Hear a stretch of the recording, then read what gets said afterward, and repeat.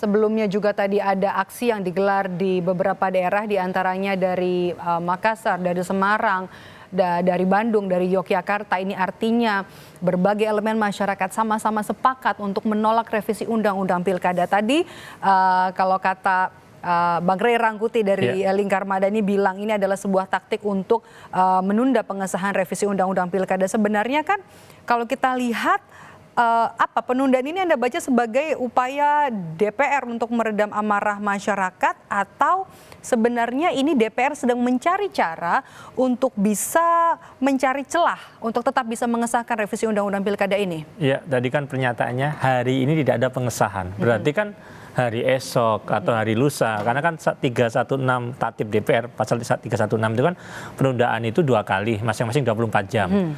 Artinya masih ada ruang. Harusnya pernyataannya bukan begitu. Harusnya pernyataannya adalah hari ini dan seterusnya kami nggak akan mengesahkan RUU ini. Kenapa? Bersayap kalimatnya. Karena jelas bahwa hari ini dan hari berikutnya pasti publik, masyarakat sudah tidak mengendaki produk legislasi yang jelas-jelas bertentangan dengan putusan MK, dan sesungguhnya bukan lagi putusan MK, bertentangan dengan konstitusi.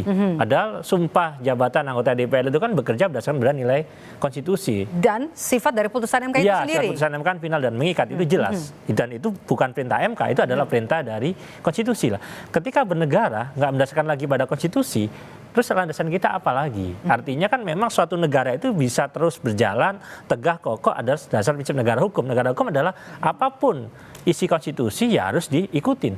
Ketika putusan MK sekalipun sudah memutus, ya itu sudah final dan mengikat, harus diikutin. Maka menurut saya pernyataannya harusnya dengan melihat koreksi publik yang sudah sedemikian besar, tadi semua kelompok masyarakat, lintas elemen semua menyatakan penolakannya, harusnya adalah DPR ya sebagai kepanjangan tangan publik yang mencerminkan kehendak publik bukan kehendak elit, harusnya mengatakan bahwa dengan melihat situasi ini, agar kemudian semua segera bisa mengakhiri ini untuk kemudian beraktivitas secara normal kembali, kami menyatakan dalam paripurna DPR atau dalam suatu keputusan pimpinan DPR bersama-sama tidak akan melanjutkan pembahasan RUU perubahan Undang-Undang Pilkada. Saya pikir harusnya nggak bersayap tapi lebih tegas begitu. Oke.